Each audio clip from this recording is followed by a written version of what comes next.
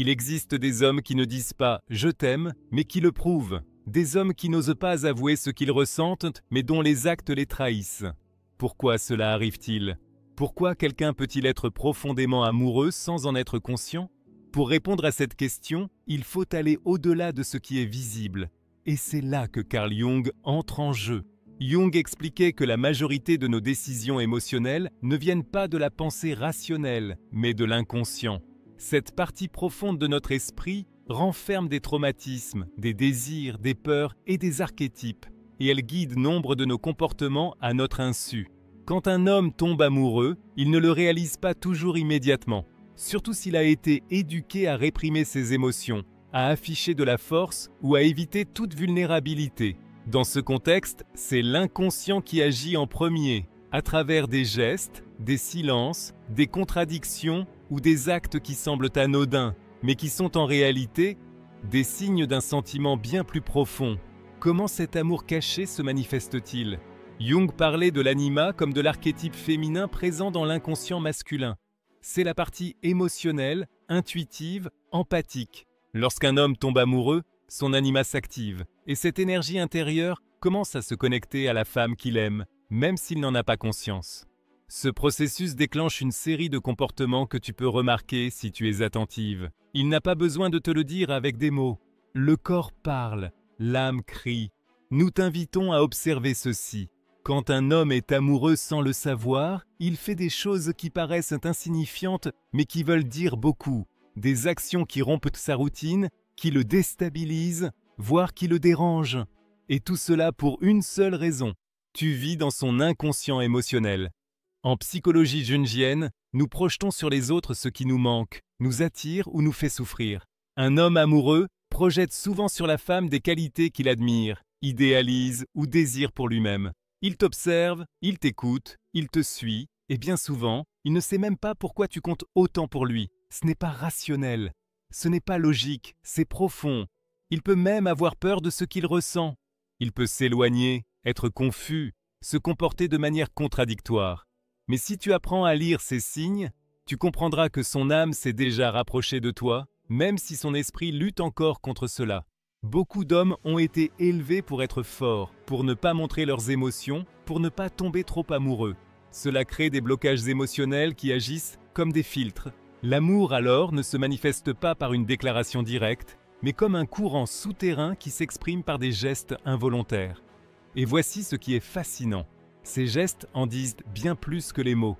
Un message envoyé à une heure improbable, un regard prolongé, un souvenir évoqué sans que tu l'aies mentionné, un besoin soudain de t'aider, de te protéger ou même de se disputer avec toi. Tout cela fait partie du langage inconscient de l'amour. Carl Jung disait qu'une personne devient complète lorsqu'elle reconnaît toutes ses facettes, la rationnelle, l'émotionnelle, l'instinctive. Un homme qui commence à tomber amoureux sans le savoir est en train de vivre ce processus. Son inconscient le sait déjà, son corps le vit déjà, mais son esprit a encore besoin de temps pour l'accepter. Ce que tu peux faire, ce n'est pas forcer quoi que ce soit, mais observer, lire entre les lignes, écouter au-delà des mots, car c'est là que réside la vérité de l'âme. Dans la prochaine partie, nous entrerons dans le vif du sujet avec le premier signe concret. Lorsqu'il s'éloigne, mais ne parvient pas à te laisser partir. Un schéma très courant chez les hommes profondément amoureux, mais émotionnellement bloqués. L'un des signes les plus troublants et révélateurs qu'un homme est amoureux sans le savoir est justement ce va-et-vient émotionnel. Il s'éloigne, puis revient. Il dit avoir besoin d'espace, mais ne peut s'empêcher de te chercher. Il tente de poser des limites, mais finit par les dépasser dès qu'il sent que tu pourrais vraiment t'éloigner. Ce schéma n'est pas un hasard, ni nécessairement une forme de manipulation. C'est souvent le reflet d'un combat intérieur entre l'inconscient et l'esprit rationnel. Lorsqu'un homme ressent quelque chose de profond sans l'avoir encore reconnu consciemment, une dualité surgit en lui qui le fragmente. D'un côté, son inconscient, connecté à son anima, sa part émotionnelle, le pousse vers toi, l'attire, le fait penser à toi à des moments inattendus. De l'autre côté, son ego rationnel tente de garder le contrôle, de se protéger de la douleur, de ne pas céder à ce qu'il perçoit lui-même comme une menace pour sa stabilité. Ce conflit intérieur engendre des comportements erratiques. Un jour, il est totalement présent, tendre, disponible. Le lendemain, il est distant, froid, fuyant. Mais si tu observes bien, il ne peut maintenir cette distance très longtemps. Et si ce n'était pas un jeu, beaucoup de femmes interprètent ce va-et-vient comme de la manipulation. Et oui, certains hommes jouent, mais d'autres sont simplement confus, effrayés ou émotionnellement immatures, incapables de gérer ce qu'ils ressentent. Carl Jung disait « Ce qui ne devient pas conscient revient dans notre vie sous forme de destin. Dans ce cas, ce qu'il ne reconnaît pas comme de l'amour se manifeste par des contradictions qui sabotent la relation sans qu'il comprenne pourquoi. C'est pour cela qu'il s'éloigne, mais ne peut te lâcher. C'est pour cela qu'il se tait, mais finit par t'écrire, qu'il évite l'engagement, mais devient jaloux en te voyant avec un autre. Pourquoi a-t-il tant de mal à rester? Parce qu'une idée effraie beaucoup d'hommes, se perdre dans une femme, pas parce qu'ils ne veulent pas aimer, mais parce qu'ils n'ont jamais appris à rester eux-mêmes tout en aimant. Cette peur le pousse à prendre de la distance pour préserver son autonomie. Mais lorsque l'amour est vrai, l'inconscient ne coopère pas avec cette fuite. Il continue de l'attirer, de le relier émotionnellement à toi, même s'il tente d'éteindre ce lien. Jung expliquait que l'âme cherche à se compléter, et l'amour est l'un des moyens les plus puissants par lesquels cela se produit. Quand il s'éloigne, c'est souvent parce qu'il sent qu'il te donne un pouvoir qu'il ne comprend pas, et cela le rend vulnérable. Que peux-tu faire? D'abord, ne le prends pas personnellement. Le problème ne vient souvent pas de toi, mais de sa relation à ses propres émotions. Ensuite, ne cherche pas à le convaincre. Sa part rationnelle ne fera que se défendre davantage si elle se sent poussée. Et enfin, observe. Après chaque éloignement, revient-il? Après chaque silence, y a-t-il un retour chargé d'émotions contenues? S'il est clair qu'il ne peut vraiment te lâcher, il y a quelque chose de plus qu'une simple attirance. Il y a une connexion inconsciente en action. Il ne s'agit pas de tout excuser, mais de comprendre et de décider si tu es prête à t'engager avec quelqu'un qui apprend encore à aimer. Dans la prochaine partie, nous explorerons le deuxième signe. Il te protège même sans que tu le lui demandes. L'une des formes les plus pures et instinctives par lesquelles l'amour non reconnu se manifeste. Lorsqu'un homme est amoureux, même s'il ne le sait pas encore, une force s'active en lui de façon instinctive, l'élan de te protéger, pas forcément avec de grands gestes héroïques, mais dans les petits actes du quotidien. Te prévenir si tu es en retard, te prêter sa veste sans que tu aies à le lui demander, observer ton environnement quand vous sortez ensemble, veiller sur toi-même quand tu crois que ce n'est pas nécessaire. Et souvent, il ne sait même pas pourquoi il agit ainsi. Carl Jung parlait des archétypes, ces modèles universels présents dans l'inconscient collectif. L'un d'eux est celui du gardien, du protecteur. Cet archétype n'est pas seulement physique, ce n'est pas une question de force, mais de valeur symbolique. Protéger ce qui compte profondément. Quand un homme se connecte à son anima, l'archétype féminin dans sa psyché, il éveille aussi ce gardien en lui. Et si tu es celle qui éveille son monde émotionnel, il est très probable que son impulsion naturelle soit de veiller sur toi, de te protéger, d'anticiper tes besoins. Et il le fera, sans que tu aies à le lui demander ou à exiger quoi que ce soit. Comment cette protection inconsciente se manifeste-t-elle? Elle n'est pas toujours évidente. Parfois, elle se déguise en inquiétude. Je t'écris pour savoir si tu es bien rentré, ou je n'aime pas que tu sortes seul le soir dans ce quartier. Cela peut sembler exagéré ou inutile, mais c'est son inconscient qui parle. C'est le reflet d'un lien émotionnel qu'il ne parvient pas encore à exprimer avec des mots. D'autres fois, cette protection se manifeste par des gestes silencieux. Il t'accompagne même s'il n'en a pas envie, simplement pour que tu ne sois pas seul. Il change ses plans pour toi sans jamais en faire un sacrifice. Il est attentif si quelqu'un te met mal à l'aise ou te fait du mal. Il réagit émotionnellement s'il sent que quelque chose te blesse. Ces gestes révèlent une connexion profonde. Ton bien-être lui tient à cœur, bien plus qu'il n'ose l'avouer. La psychologie jungienne nous enseigne que nous agissons souvent à partir d'une partie de nous-mêmes que nous ne comprenons pas encore. Et dans le domaine de l'amour, cela devient particulièrement évident. Tu peux ressentir un besoin intense de protéger, d'être présent, de prendre soin de quelqu'un, sans explication logique. Quand il agit comme ton refuge, ta sécurité émotionnelle et physique, même sans relation officielle ou déclaration d'amour, c'est son inconscient qui guide ses gestes.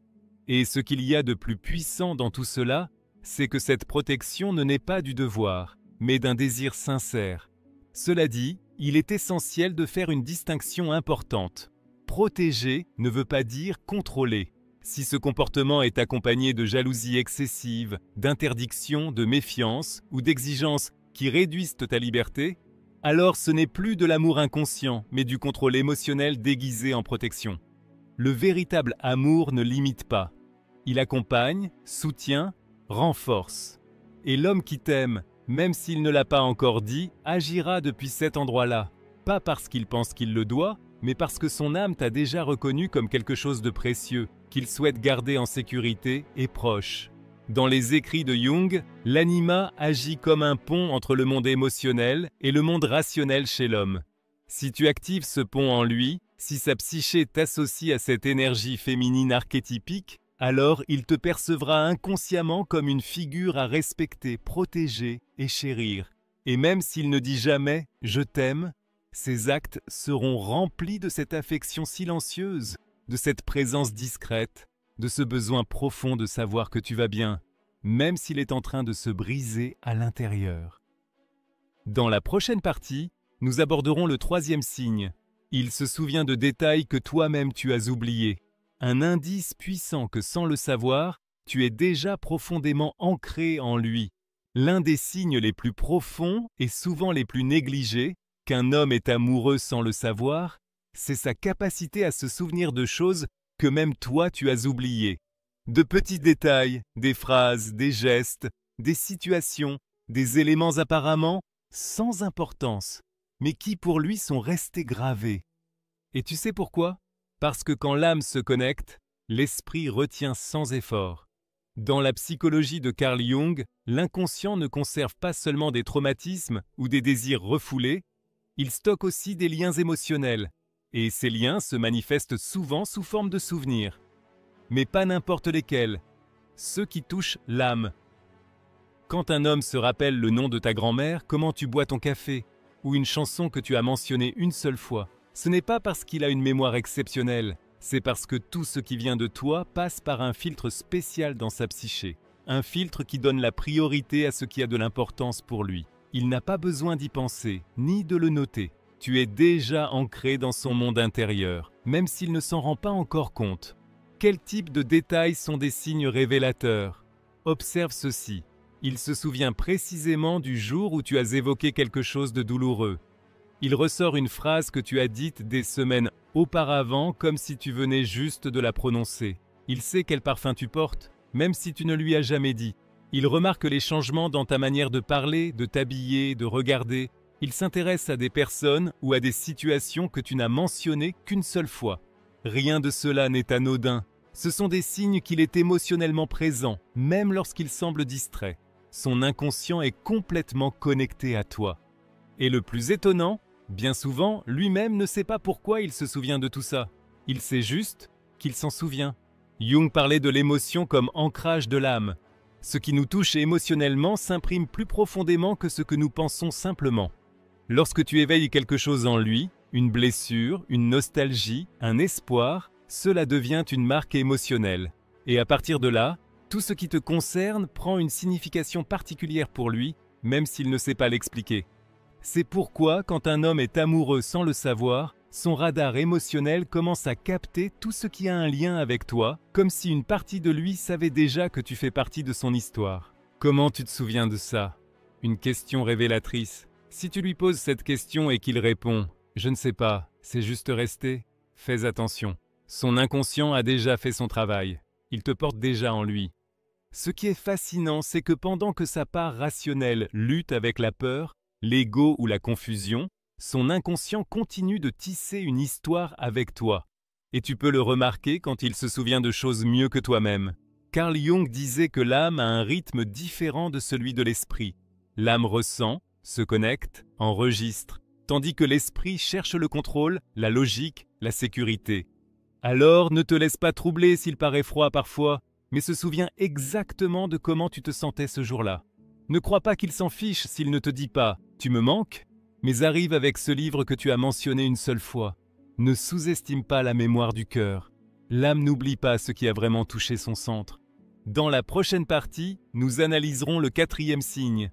Il devient nerveux quand tu es proche, sans savoir pourquoi. Le langage corporel comme confession de l'âme. Il y a quelque chose que le corps ne peut cacher, même quand l'esprit n'a pas encore compris ce qu'il ressent. Le langage corporel. Et quand un homme est amoureux, même s'il ne l'a pas encore reconnu, son corps parlera à sa place. En réalité, il en dira beaucoup. L'un des signes les plus sincères est celui-ci. Ta présence le transforme. Il devient nerveux, te regarde trop ou évite ton regard. Il se touche le visage, croise et décroise les bras, rit à des choses pas si drôles, parle trop vite ou se tait. Son système est chamboulé, même s'il ne comprend pas pourquoi. Pourquoi le corps réagit-il ainsi? Parce que le corps répond à l'inconscient. Carl Jung disait que l'énergie psychique réprimée ou non reconnue se manifeste dans le corps. Autrement dit, ce que l'on ne peut dire, on l'exprime avec des gestes, des mouvements, des tensions. Quand un homme n'a pas encore accepté ce qu'il ressent pour toi, mais que son âme le sait déjà, son corps est pris entre deux impulsions, s'approcher et fuir. Cela crée de l'anxiété, de la maladresse, de l'inconfort, pas à cause de toi, mais à cause de ce qu'il ressent. Souvent, un homme dans cette situation ne comprend pas pourquoi il se sent bizarre avec toi, pourquoi il devient tendu, pourquoi il est soudain plus sérieux ou plus blagueur. Ce n'est pas une stratégie, c'est une défense involontaire de l'ego face à une émotion qu'il ne peut encore intégrer. Rappelle-toi, le véritable amour implique la vulnérabilité. Et s'il a appris à se protéger de la douleur, l'amour le désarme. C'est pourquoi, quand tu es proche, un choc émotionnel se produit. Son cœur bat plus fort, même s'il ne le dit pas. Il devient plus attentif ou plus mal à l'aise. Il perd le contrôle de ses réactions habituelles, fait des remarques maladroites, se contredit, se dévoile. Et tout cela arrive parce que son âme le pousse vers quelque chose que son esprit n'ose pas encore accepter. Tu peux remarquer des choses que lui-même ne perçoit pas. Son ton de voix change quand il est avec toi, il s'arrange inconsciemment en te voyant, devient plus sérieux ou au contraire plus agité. Il essaie de combler les silences ou s'y perd. Il a de petits gestes d'agitation. Il bouge les doigts, se touche le cou, baisse les yeux.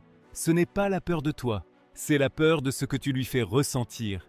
Jung parlait de l'ombre, cette partie de nous qui contient ce que nous n'acceptons pas, ce que nous avons refoulé ou ce que nous ne connaissons pas encore. Chez beaucoup d'hommes, la capacité d'aimer se trouve dans l'ombre, car ils ont appris que ressentir profondément était dangereux, peu viril ou une menace pour leur stabilité. Quand une femme réveille cette part endormie, l'homme ne sait pas comment réagir, et son corps le trahit, parce que son âme est déjà éveillée, même si son esprit tente de rester endormi. C'est pour cela qu'il devient nerveux, pas par insécurité, mais par intensité, pas parce qu'il ne t'aime pas, mais parce que tu comptes déjà trop. Dans la prochaine partie, nous aborderons le 6e et dernier signe. Il devient jaloux, mais ne l'admet pas. Une réaction inconsciente qui révèle ce que son ego refuse de voir. Il y a quelque chose que les jalousies révèlent avant les mots. Le besoin d'exclusivité émotionnelle. Et quand un homme est amoureux, même s'il ne le sait pas encore ou qu'il ne veut pas l'accepter, son corps, ses gestes et ses silences dévoilent ce que sa bouche ne dit pas. Il te veut pour lui. Nous ne parlons pas de jalousie toxique, possessive ou violente, mais de cette réaction soudaine, involontaire, presque enfantine, qui surgit quand un autre homme te montre de l'attention ou quand tu t'intéresses à un autre. C'est une jalousie qui ne se dit pas mais se ressent dans l'air. Carl Jung enseignait que l'inconscient révèle ce que la conscience ne veut pas affronter. Lorsqu'un homme ressent de la jalousie sans l'admettre, ni à toi, ni à lui-même, il montre qu'une partie de son âme t'a déjà choisi, même si son esprit est encore dans le déni. Et dans cette lutte intérieure, les signes apparaissent. Il devient soudain froid, change d'expression sans raison, fait des blagues sarcastiques, s'éloigne, puis revient, te pose des questions indirectes, sur un ton léger. Ce qui se passe n'est pas superficiel, tu touches quelque chose de très intime dans sa psyché. Quand un homme ne reconnaît pas qu'il est amoureux, il développe des mécanismes de défense pour justifier ce qu'il ressent. Il dira « Je m'en fiche, ce n'est qu'une amie, qu'elle fasse ce qu'elle veut ». Mais si tu t'approches d'un autre, si quelqu'un d'autre te fait rire, si un homme s'intéresse à toi, alors cette barrière mentale se fissure. Et ce qui en sort, c'est le reflet du désir. Il ne veut pas te perdre, même s'il ne sait pas pourquoi. Jung disait que l'ego fabrique un masque, la persona, pour nous permettre de rester en contrôle.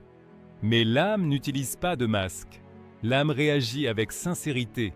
Et la jalousie, quand elle est brève, contrôlée et sans manipulation, révèle une connexion émotionnelle réelle. Comment reconnaître cette jalousie silencieuse? Observe ceci. Il commence à s'intéresser à tes anciennes relations. Il te coupe la parole quand tu parles d'un autre homme. Il change de sujet si tu mentionnes quelqu'un avec admiration. Il fait des remarques passives-agressives sous forme d'humour. Il devient plus distant juste après un moment comme ça. Ce sont des façons maladroites mais profondes de dire « Je ne sais pas pourquoi, mais ça me fait mal de t'imaginer avec un autre ». Et si tu y réfléchis bien, c'est l'une des formes les plus pures d'amour inconscient. Il te désire, mais ne sait pas encore comment le vivre. Beaucoup d'hommes ressentent de la jalousie, non pas parce qu'ils pensent que tu leur appartiens, mais parce qu'ils ont peur que quelqu'un d'autre te voie avant qu'ils aient eu le courage de l'accepter. La peur de te perdre s'active avant même de t'avoir. Et dans cette peur se reflète toute la profondeur de ce qu'il ressent, même s'il ne peut pas encore lui donner un nom. Ne prends pas cela comme une preuve de contrôle, mais comme un message émotionnel. Ta présence compte déjà pour moi, même si je ne sais pas encore quoi en faire. Carl Jung disait que l'essentiel commence toujours dans l'inconscient. Et si cet homme ne t'a pas encore dit qu'il t'aime, mais qu'il te protège sans y penser, qu'il se souvient de tout, devient nerveux avec toi et ressent de la jalousie sans l'admettre, alors son âme a déjà décidé. Il est amoureux. C'est juste que son esprit n'a pas encore rejoint cette vérité intérieure. Fais confiance à ce que tu vois au-delà des mots, car très souvent, le véritable « je t'aime » a déjà été dit, même si on ne l'a pas encore entendu.